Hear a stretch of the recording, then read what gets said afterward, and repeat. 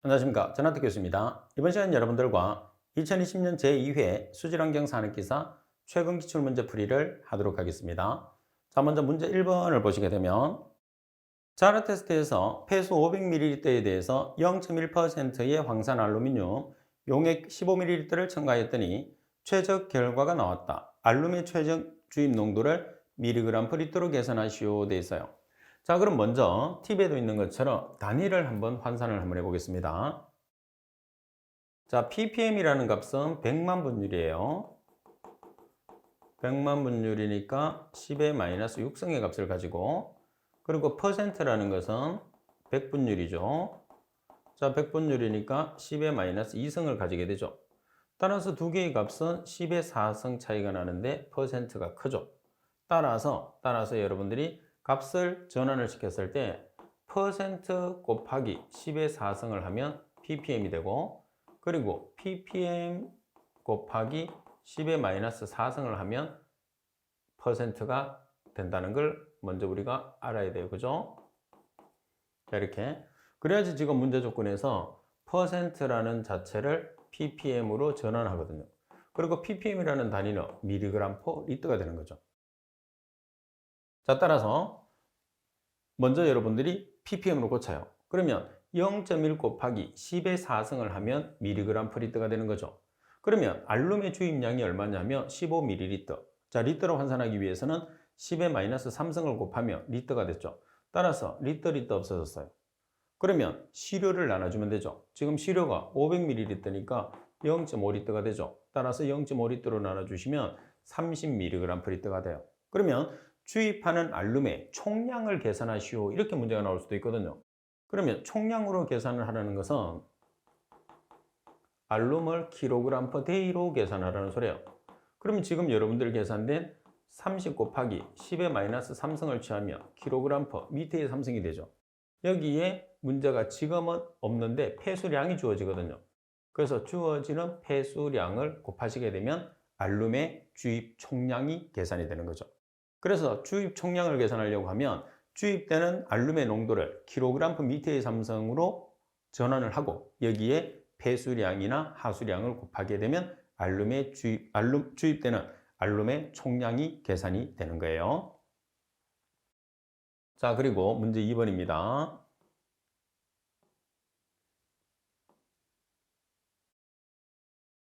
유량이 100L/s이고 직경이 400ml인 경우에 경심R을 계산하시오. 그리고 이번 맨닝 공식을 이용해서 동수경사I를 계산하시오. N은 0.012, 길이는 100m. 자, 여러분들이 경심과 맨닝 공식은 반드시 숙지를 해야 됩니다. 자, 여기서 먼저 원형입니다. 원형. 자, 원형이라고 하면 이 조건이 나와 있겠죠? 따라서 단서가 어떤 단서가 있느냐 하면 D라는 직경이라는 단서가 주어져요. 자, 이 경우에서 R이라는 경심은, 자, 경심은 어떻게 계산하죠? 윤변의 길이의 분의 단면적이에요. 자, 여기서 윤변의 길이라는 것은 물이 접하는 변의 길이죠. 원형은 망관으로 흘러가요. 망관이라는 것은 가득 차죠. 그러면 원의 둘레가 윤변의 길이가 되는 거예요. 자, 원의 길이를 다른 말로 뭐라고 그러죠?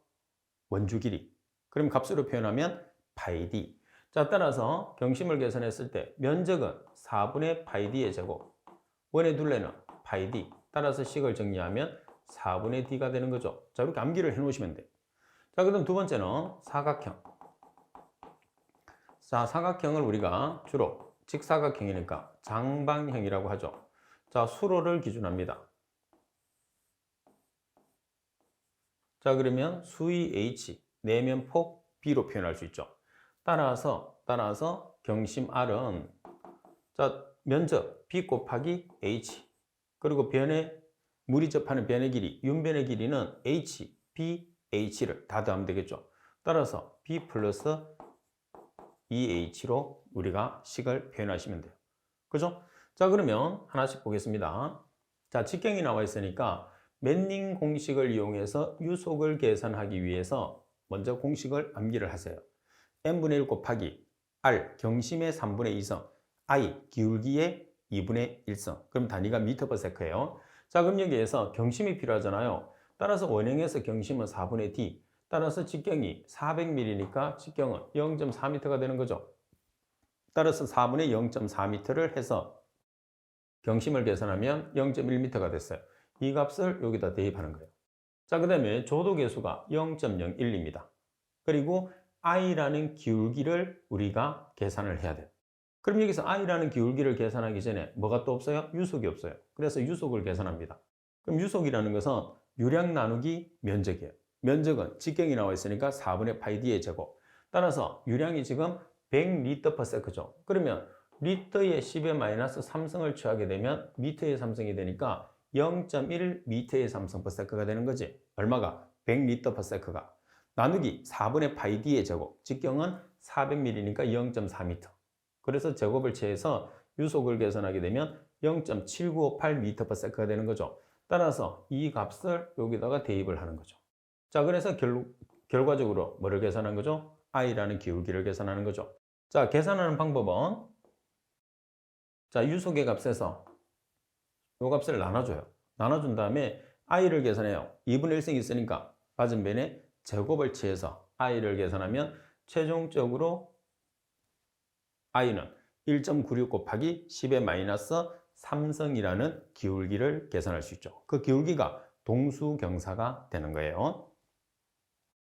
자, 그래서 지금 설명드린 것처럼 정확하게 여러분들이 원형과 사각형에서 경심을 계산할 수 있는 연습을 여러분들이 자꾸 해야 돼요. 그래서 이 문제에서는 경심과 맨닝 공식에서 유속 구하는 식이 가장 핵심이고 자주 나오기 때문에 반드시 여러분들이 숙지를 해 주셔야 됩니다.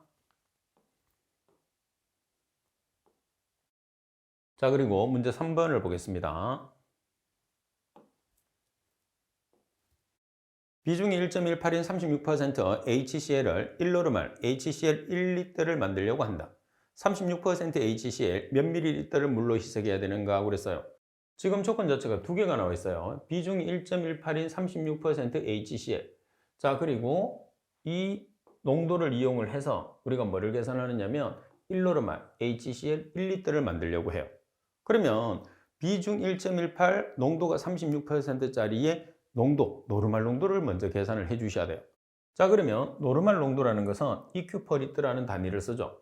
자, 노르말 농도는 EQ/L를 쓰는데 주어지는 비중 곱하기 비중에 있는 밀리리터를 리터로 환산하기 위해서 10의 3승을 곱해요. 자, 그리고 1당량에 해당하는 당량 그램수로 나눠주죠. 그런 다음에 퍼센트 농도를 퍼센트를 없애기 위해서 100으로 나눠주시면 돼요. 그러면 지금 비중이 1.18입니다. 1.18. 자, 1.18에 있는 밀리리터를 리터로 환산하기 위해서 10의 3승을 곱해주죠. 그러니까 이 값은 고정이 되어 있는 거죠. 자, 그리고 1당량에 해당하는 그램수라고 그랬어요. 그러면 HCl은 36.5g의 분자량을 가지거든요. 그럼 1당량은 36.5g 나누기 가수 H가 1이니까 1가니까 실제로 36.5g은 동일한 값을 가지고 있는 거죠. 1몰이나 1당량은 1가짜리는 같습니다.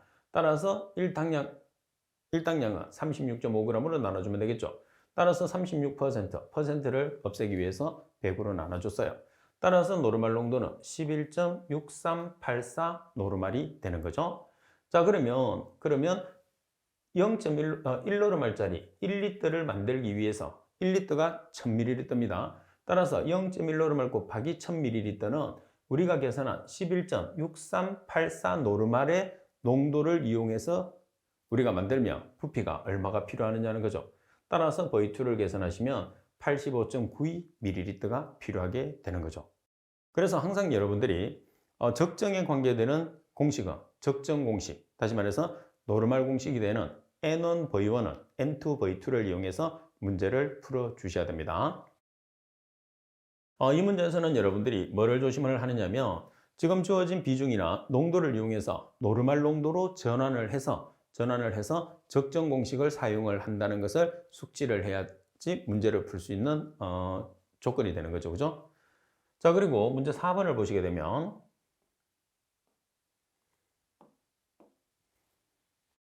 40도씨의 폐 열수를 분당 60m의 삼성씩 배출하고 있다. 하천의 유량이 2m의 삼성/s이며 하천의 수온은 16도씨이다. 폐 열수가 하천에 완전히 혼합된 온도를 계산하시오 그랬어요. 자, 혼합을 시킨단 말이에요. 그럼 혼합을 시킨다는 소리는 혼합 공식을 무조건 쓰시면 돼요. 자, 그러면 그림상으로 우리가 보면 자, 하천에서 유량이 Q1이 2m의 삼성 per 세크. 자, 그리고 온도 T1이 16도씨. 자, 그리고 공장에서 배출되는 폐 열수를 보면 Q2가 분당 60m의 삼성. 자, 그리고 온도가 40도. 자, 혼합 지점에서의 온도를 계산하라고 그래요. 자, 그러면 혼합 공식은 우리가 혼합 지점에서의 농도는 Q1C1 플러스 Q2C2에서 유량의 합으로 나눠주시면 되거든요. 그러면 자, 40도씨일 때 유량이 60m의 삼성 per minute. 자, 그리고 16도씨일 때 유량이 2m의 삼성 per sec예요. 그래서 세크와 분을 우리가 통일을 시키기 위해서 세크를 분으로 만들어요. 그래서 1분은 60초를 보정한 거죠. 나누기 유량의 합도 마찬가지죠. 자, 60m의 삼성 per minute 그리고 2m의 삼성 per sec니까 세크를 분으로 환산하기 위해서 1분은 60초를 보정을 하게 되는 거죠. 자, 따라서 계산하시면 24도씨라는 값이 나오게 되는 거죠. 그래서 이 문제는 간단하게 여러분들이 우리가 개통도를 그려서 혼합 지점에서의 온도를 계산하니까 두 개를 곱해서 더한 다음에 유량의 합으로 나눠줘요. 대신에 여러분들이 유량의 시간 단위가 지금처럼 다르면 두 개의 시간 단위를 동일하게 맞춰줘야 된다는 게 이 문제의 가장 핵심이다 이렇게 생각하시면 되겠죠. 자, 그리고 문제 5번입니다.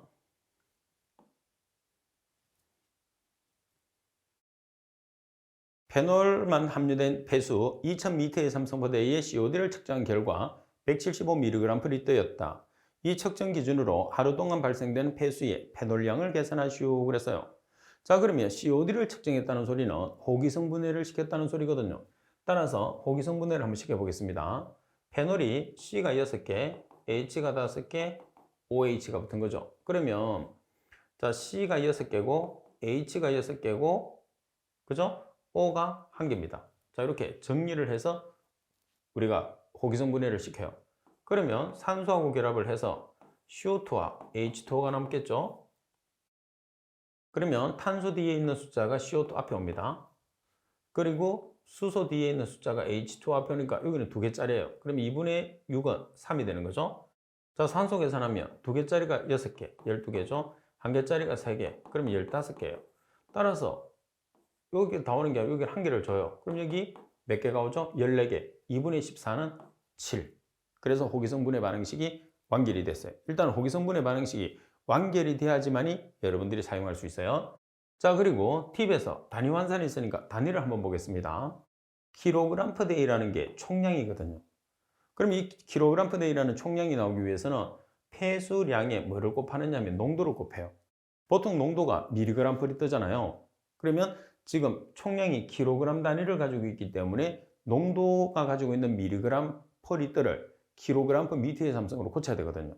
그래서 mg per li터를 kg per meter의 삼성으로 환산하기 위해서 얼마를 곱해주느냐 하면 10의 마이너스 3성을 곱해주면 된다는 거죠. 자, 그리고 문제 조건에서 나와 있는 이 COD라는 것은 산소량을 뜻해요. 산소량을 뜻하기 때문에 호기성 분해라는 것을 우리가 알고 있어야지 문제를 쉽게 접근을 하는 거죠. 자, 그러면 자, 페놀을 우리가 호기성 분해를 했을 때 필요한 산소량을 계산한단 말이에요. 그럼 페놀의 분자량을 계산해 보면 탄소의 원자량이 12짜리가 6개, 그리고 수소 1짜리가 6개, 그리고 산소 16, 그러면 94가 돼요. 따라서 94g일 때 산소는 7개가 있죠. 7 곱하기 32g. 자, 그리고 지금 페놀이 얼마인 경우 지금 여기 보시면 폐수가 2000m의 삼성 per day이고 그리고 COD를 측정했을 때 175mg per li터라고 그랬어요. 그러면 이 COD라는 값이 실제로는 뭐가 되는 거예요? 산소량이 되는 거예요. 여기서 산소량이 O2가 되는 거죠. 그래서 이 O2 값이 되는 거죠. 그러면 175mg per li터는 0.175kg per meter의 삼성이에요. 자, 그리고 2000m의 삼성 per day를 곱하는 거죠. 왜? 산소는 우리가 폐수량 전체에 해당하는 산소로 계산해야 되기 때문에 따라서 X 계산하면 페놀의 양이 146.88kg/m의 삼성이 되는 거죠.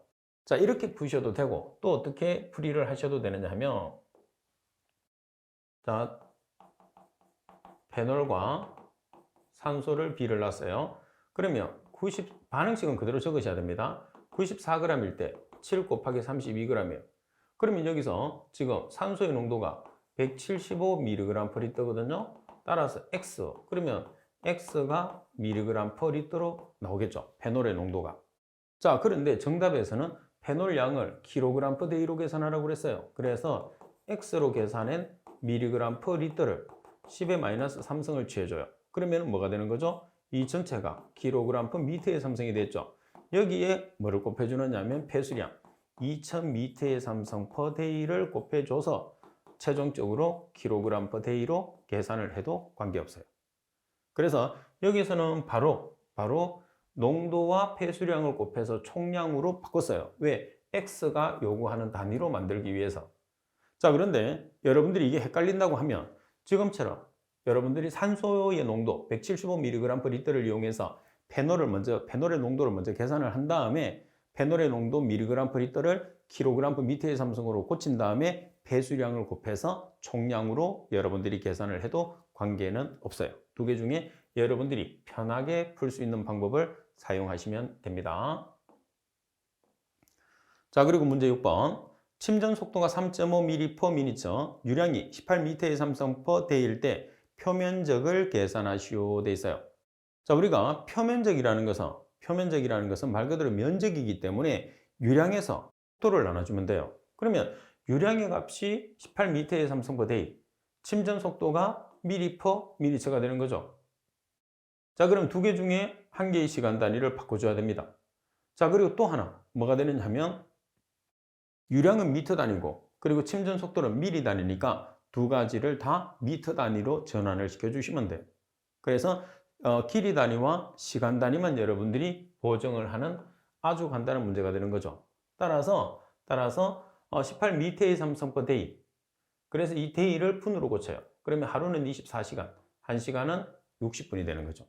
자, 그리고 3.5mm를 미터 단위로 고쳐요. 그러면 미리를 미터로 전환시키기 위해서 얼마를 곱해주면 되나요? 10의 -3승이 되는 거죠. 따라서 3.57 제곱미터라는 값이 나오죠. 그래서 여러분들 시험에서는 가장 간단하게 단위 환산해서 풀 수 있는 문제도 한두 문제씩 출제가 돼요. 그래서 평소에 여러분들이 공부를 하면서 단위 환산에 좀 신경을 쓰면서 문제를 풀게 되면 굳이 공식을 몰라도 풀 수 있는 문제들이 나오기 때문에 수질 같은 경우에서는 그만큼 단위 환산에 여러분들이 좀 적극적으로 공부를 해주시는 게 합격하는데 아주 유리합니다. 자, 그리고 문제 7번을 보겠습니다. 정수압을 추진력으로 사용하는 막공법 세 가지를 쓰시오 돼 있어요. 그러면 추진력으로 정수압을 쓰는 거죠. 그러면 추진력으로 정수압을 사용하지 않는 게 딱 두 개가 있어요. 팁에 보시게 되면 전기투석의 추진력은 전이차, 투석의 우리가 추진력은 농도차. 이 두 가지를 제외한 나머지는 전부 다 뭐예요? 정수압차가 되는 거죠. 자, 그래서 정수압차를 추진력으로 사용하는 막공법은 역삼투, 한회여과, 정밀여과, 나노여과가 있어요. 그래서 꼭 정리를 해놔야 됩니다. 다 알고 계셔야 돼요. 그래서 실제로 제일 중요한 건 이 두 개죠. 왜 제일 중요한 게 두 개냐? 이 두 가지를 제외한 나머지는 전부 다 정수합차이기 때문입니다. 자, 우리가 막공법에서 추진력으로 사용하는 것 중에 전기투석은 전이차, 투석은 농도차. 이 두 가지를 제외한 나머지는 전부 정수압을 추진력으로 사용한다는 것을 꼭 기억을 할 수 있도록 하십시오. 시험에서 상당히 자주 나옵니다. 자, 그리고 문제 8번에 보시게 되면 슬러지 평화 현상에 정의를 쓰고 원인을 쓰시오 돼 있어요. 자, 슬러지 평화라는 것은 사상성 곰팡이라는 펀자이가 과다 증식하는 상태를 이야기하는 거죠. 왜 과다 증식을 하느냐면 박테리아가 성장을 해야 되는데 박테리아의 성장 조건이 적정하지를 못한 거예요. 그러니까 박테리아가 비활성이 되는 그 순간에 펀자이라는 곰팡이가 과대 증식을 하는 거죠. 그래서 정확하게 이야기하게 되면 슬러지 평화나 벌킹 현상이 발생하기 위해서는 SVI라는 슬러지 용적 지수가 얼마 이상이 돼야 되겠죠? 200 이상이 됐을 때 우리가 슬러지 벌킹이라고 합니다. 자, 정의해 보면 폭기조가 호기성조, 반응조가 됩니다. 반응조. 자, 폭기조에서 유기물, 용존산소, pH, 영양염류 등의 불균형으로서 다시 말해서 박테리아가 성장할 수 있는 조건과 맞지 않기 때문에 박테리아는 비활성이 되고 대신에 사상성 미생물이 되는 곰팡이라는 펀자이가 과다 증식을 하는 거예요. 따라서 과다 증식을 하는데 그러면 곰팡이가 먹이를 많이 먹잖아요. 근데 얘들은 침강성이 떨어지는 거죠. 그래서 박테리아를 성장시켜서 침강을 시키는 게 가장 중요하다 이렇게 보시는 거죠. 자, 그래서 원인을 보시면 미생물에 비해서 유기물의 먹이가 너무 많을 때, 그리고 폭기조에 용존산소가 부족할 때, 그리고 유입수에 갑자기 산업해수가 혼입되었을 때, 그리고 영양염류, 질소나 피가 부족한 경우, 이런 경우에서는 미생물 자체가 되는 박테리아가 성장할 수 없는 조건이 되기 때문에 펀자이라는 곰팡이가 과대 증식을 하는 거죠. 그러면 우리가 박테리아가 성장할 수 있는 조건을 보시면 온도는 중온, 그리고 pH는 6에서 8, 그리고 BOD와 질소와 인의 비는 100대 5대 1, 그리고 용존산소는 2mg/L 이상. 그러면 우리가 박테리아가 정상적으로 성장을 하기 때문에 침강성이 좋아요. 그런데 그 조건 중에 한 개라도 벗어나게 되면 박테리아는 비활성이 되고 그때 우리가 펀자이라는 곰팡이가 나타나서 과대 증식을 해서 슬러지 평화가 발생하게 되는 거죠.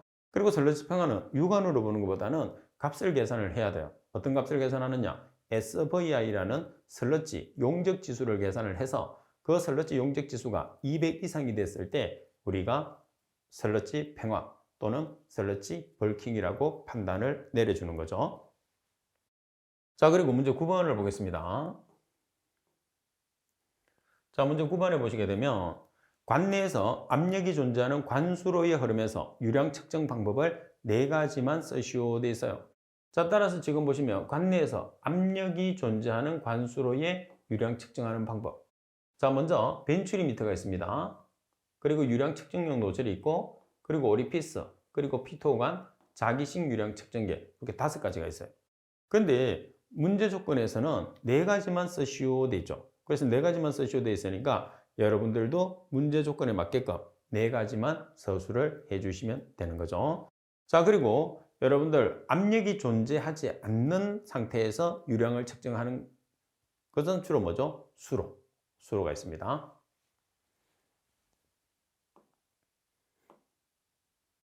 자, 그리고 10번 문제를 보겠습니다. A2O 공법에서 호기성조의 슬러지 내의 인의 함량이 일반 슬러지법의 슬러지 내의 인의 함량보다 많이 존재하는 이유를 쓰시오 돼 있어요. 자, 지금 문제 조건에서 보시면 지금 A2O 공법이에요. A2O 공법이라는 것은 우리가 인과 질소를 동시에 제거하는 공법을 이야기하는 거죠. 자, 그런데 지금 보시면 호기성조에서 슬러지 내의 인의 함량이 일반 활성 슬러지법의 슬러지 내의 인의 함량보다 어때요? 많이 존재를 한다고 그랬어요. 왜 많이 존재를 하느냐는 거죠. 자, 여러분들 일반 활성 슬러지법에서 슬러지 내의 인의 함량보다 많이 존재하는 이유는 뭐냐면 호기성조에서는 혐기성조에서 미생물이 인을 방출을 시키죠. 그럼 그 방출된 인과 폐하수에 존재하는 인을 호기성조에서 다 흡수를 해요. 그래서 호기성조의 역할이 인의 과잉 흡수라고 그러잖아요. 그러니까 호기성조에서 슬러지 내의 인의 함량이 아무래도 일반 활성 슬러지법의 슬러지 내의 인의 함량보다는 높을 수밖에 없는 거죠. 자, 설명을 보시면 혐기성조에서는 A2O 공법을 이야기합니다. A2O 공법에서 혐기성조에서는 인의 방출이 일어나요. 자, 그러면 이 호기성조에서는 혐기성조에서 방출된 인을 어때요? 과잉 섭취를 해요. 과잉 섭취를 해서 침전이 되어서 처리를 하기 때문에 인의 함량이 높을 수밖에 없는 거죠. 그래서 말씀드린 거 우리가 과잉 섭취라는 것은 혐기성조에서 토출된 인과 그리고 우리가 토출이 되지 않은 상태에서도 인이 존재하겠죠. 그 자체를 전부 다 섭취를 하기 때문에 과잉 섭취 이렇게 이야기하는 거죠. 그래서 당연히 호기성조의 슬러지 내의 인의 함량이 일반 활성설러지법의 설러지 내에 존재하는 인의 함량보다는 훨씬 많을 수밖에 없습니다. 자, 그리고 11번 문제를 보겠습니다.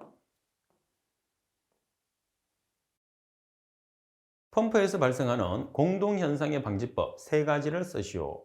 자, 공동현상이라는 것은 캐비테이션이죠. 그래서 관내에서 에어가 차는 현상을 이야기를 합니다. 그래서 여러분들은 공동현상이라는 캐비테이션, 그리고 서징 현상, 그리고 워터 해머라는 수격 현상, 이 3가지는 펌프에서 발생하는 비정상 상태예요. 그래서 원인과 방지책을 반드시 숙지를 해 놓으셔야 됩니다. 자, 방지책은, 공동현상의 방지책은 펌프의 설치 위치를 낮게 합니다. 그리고 회전 속도를 작게 하고, 그리고 손실을 가능한 작게 하고, 그리고 흡입체계 밸브를 완전히 개방합니다. 완전히 개방해서 펌프를 운전하게 되면 공동현상이라는 캐비테이션을 방지할 수 있어요.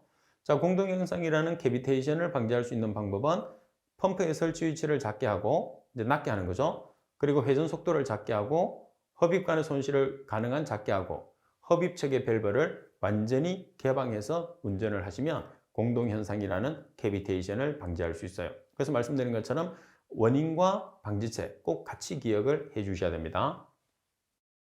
자, 그리고 12번에 보면 수격현상이 있습니다. 자, 수격현상은 워터 해머라고 해서 물망치라고 그러죠. 그래서 관벽에서 땅땅땅땅 이렇게 망치 두들기는 소리가 나는 것을 워터 해머라고 합니다. 자, 관 속을 충만하게 흐르고 있는 가득 차서 이제 물이 흐른다는 거죠. 자, 액체의 속도를 급격히 변화를 시켜요. 그럼 액체의 속도를 급격하게 변화시키면 액체에 큰 압력 변화가 발생하겠죠. 그럼 관내에 있는 액체에 물리적인 변화가 일어남으로써 충격압이 형성이 돼요. 그 충격압이 형성되면서 물망치 소리, 땅땅땅땅 이런 소리가 나는 거죠.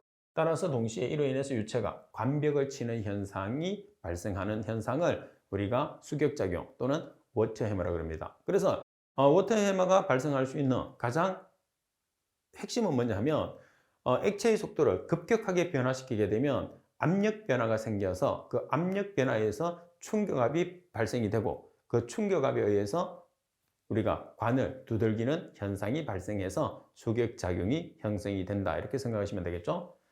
자, 그리고 13번.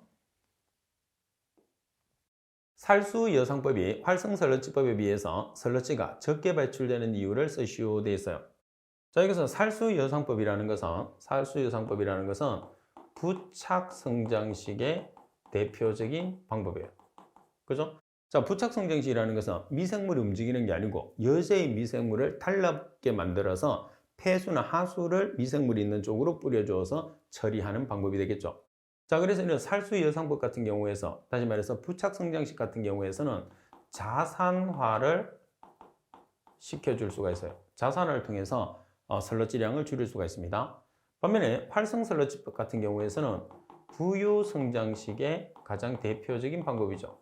자, 이 부유성장식은 우리가 미생물이 활동을 하면서 유기물을 섭취해서 처리하는 그런 과정이죠. 그래서 미생물이 움직이면서 미생물을 많이 섭취했다는 소리는 빨리 가라앉는다는 소리예요. 그래서 설러지량이 많이 발생하면 많이 발생할수록 처리 효율이 높아진다는 그런 원리가 되는 거죠.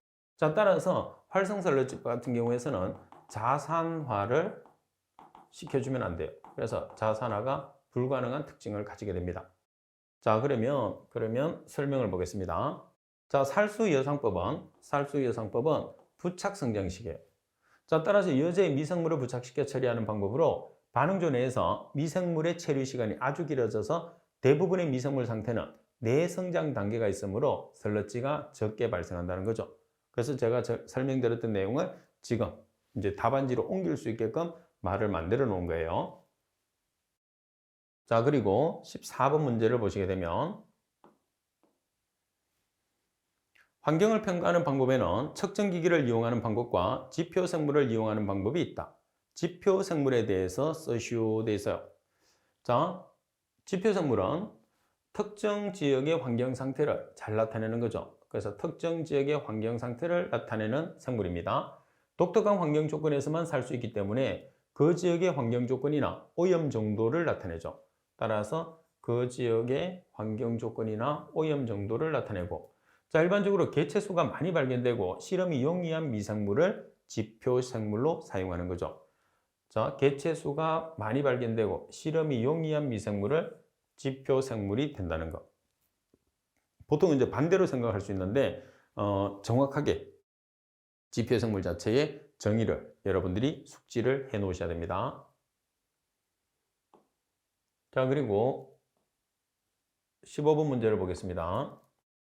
다음 조건의 갈로 안에 알맞은 말을 쓰시오. 호기성 박테리아의 경험적인 화학식은 1번이며 수분이 80%, 고용물이 20%로 구성되어 있다. 그리고 박테리아 중에서 질소 성분이 차지하는 양은 2번 %. 반면에 곰팡이는 용존산소가 3번 경우에도 박테리아보다 잘 자라 많이 발생하면 4번 현상이 발생한다고 그랬어요. 자, 그럼 먼저 호기성 박테리아의 경험적인 화학식은 뭐가 되는 거죠? O72. 자, 반면에 우리가 현기성 박테리아는 593. 따라서 O7이니까 탄소가 5개, H가 7개, 산소가 2개, 질소가 1개라는 뜻입니다. 자, 그리고 2번에 보시면 질소가 차지하는 양은 몇 %라고 되어 있어요. 자, 그래서 팁으로 가겠습니다. 자, 팁에 보시게 되면, 자, 박테리아는 탄소, 수소, 산소, 질소로 구성되어 있어요. 그래서 전체 분자량 분의 탄소가 차지하는 양, 그리고 질소가 차지하는 양, 산소가 차지하는 양, 수소가 차지하는 양으로 우리가 나타낼 수 있거든요. 그럼 박테리아는 탄소가 5개죠. 탄소의 원자량이 12짜리가 5개, 수소의 원자량이 1짜리가 7개, 산소의 원자량이 16짜리가 2개, 그리고 N, 질소의 원자량이 14짜리가 1개. 따라서 계산하시면 113g이 나와요. 뭐가? 박테리아의 분자량이. 자, 그러면 박테리아 분자량 113g 중에서 탄소가 차지하는 값은 113g 분의 탄소가 몇 개가 있어요? 탄소가 5개. 그래서 12g 곱하기 5가 되는 거죠. 그리고 퍼센트로 계산하기 위해서는 곱하기 100을 하면 53.10%가 탄소예요. 반면에 수소는 113g 중에서 수소가 몇 개죠? 7개. 그래서 1g 곱하기 7, 전체 곱하기 100을 하면 6.20%가 나오죠. 자, 그리고 산소는 113g 중에서 산소가 몇 개? 2개. 원자량이 16g짜리가 2개. 전체 곱하기 100을 하면 28.32%. 그리고 질소는 1개. 자, 113g 중에서 질소의 원자량 14g짜리가 1개. 곱하기 100을 하면 12.40%가 나오죠. 그래서 박테리아를 구성하고 있는 탄소, 수소, 산소, 질소의 함량을 우리가 계산할 수 있는 거죠. 자, 따라서 자, 여기서 2번에 들어가는 12.4%가 그렇게 나온 거죠. 자, 그리고 3번에 보시면, 자, 곰팡이라는 것은 용존산소가 어떤 경우에 잘 자라죠? 부족한 경우. 용존산소가 2mg/L 이상으로 적절하게 유지가 되면 박테리아가 성장을 하겠죠. 따라서 부족한 경우, 3번은 부족. 자, 이 경우에 박테리아보다 펀자이라는 곰팡이가 과대 증식을 했어요. 그 상태를 우리가 뭐라고 그러죠? 슬러지 벌킹 또는 슬러지 팽화라고 그러죠. 따라서 4번은 슬러지 벌킹이나 슬러지 팽화 현상이다. 이렇게 우리가 이야기를 할 수가 있겠죠. 자, 그리고 16번을 보겠습니다. 용존성 고용물질 TDS를 제거하는 방법에는 이온교환, 미세 다공성막, 전기투석법이 있다. 자, 각 방법에 대해서 설명하시오 돼 있죠. 자, 이온교환을 보면 비용해성의 교환 물질로부터 분리된 이온과 용해 상태에 있는 다른 물질과의 자리바꿈을 시킴으로써 용존성 고용물은 음이온과 양이온계 수질을 사용해서 처리하면 되죠. 그래서 실제로 보면 자리바꿈을 해서 우리가 처리하는 방법이에요.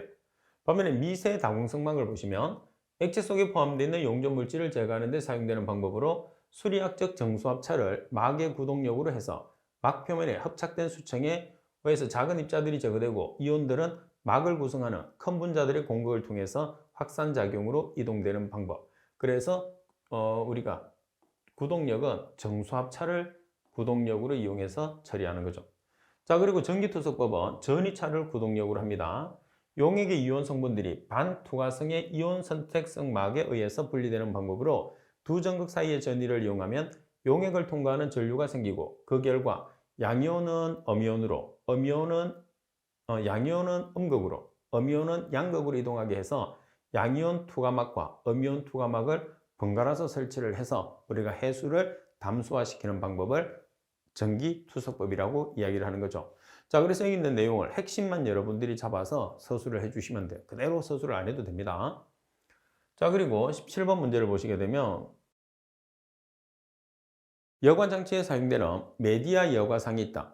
여과제 종류 세 가지를 쓰시오. 단 활성탄은 제외. 여기서는 활성탄을 우리가 메디아로 사용을 해요. 메디아로 사용하는데 지금은 제시된 물질이죠. 그래서 예시에서 사용됐기 때문에 활성탄을 빼라는 거죠. 자, 그럼 뭐를 우리가 메디아를 사용할 수 있느냐 하면 모래, 그리고 무연탄, 그리고 석류석이라고 있어요. 그래서 모래나 무연탄이나 석류석, 활성탄을 주로 여과제로 많이 사용하는 거죠. 자, 우리가 여과 장치에서는 말 그대로 우리가 모래를 가장 많이 쓰잖아요, 지금. 그래서 모래처럼 사용할 수 있는 여과 재료가 어떤 것이 있느냐는 거죠. 그래서 활성탄도 쓰고 무연탄도 쓰고 석류석도 쓰고 모래도 쓰고. 그래서 지금은 활성탄을 제외한 나머지 세 가지를 서술을 해 놓으시면 되겠죠. 자, 그리고 또 뭐가 있느냐 하면 일메나이트, 수지구설 등도 있어요. 그래서 세 가지만 서술하라고 했기 때문에 세 가지만 서술을 해 주시면 됩니다. 다섯 가지를 다 서술할 필요는 없어요. 자, 그리고 18번 문제를 보시게 되면 다음 표는 물속에 존재하는 입자 크기에 따른 구변이다. 갈로안에 알맞은 말을 쓰시오. 자, 지금 여러분들 표를 보시면 0.001을 기준을 해서 0.001에서 0.1까지를 콜로이드, 0.001 이하를 물에 녹아 있는 상태. 뭐라고 했죠? 용존 상태라고 이야기를 합니다. 자, 그리고 2번 같은 경우에는 0.1에서 5마이크로 사이 분산 상태. 자, 그리고 3번은 5마이크로미터에서 50마이크로 사이, 우리가 실트라고 그래요. 자, 그리고 4번은 200에서 1000마이크로미터 정도의 크기를 가지고 있는 것을 큰 현탕 물질이라고 하죠. 그래서 이 내용들은 어차피 문제가 동일하게 출제되기 때문에 여러분들이 그대로 나오는 대로 답을 외워서 서술을 하시면 되겠습니다.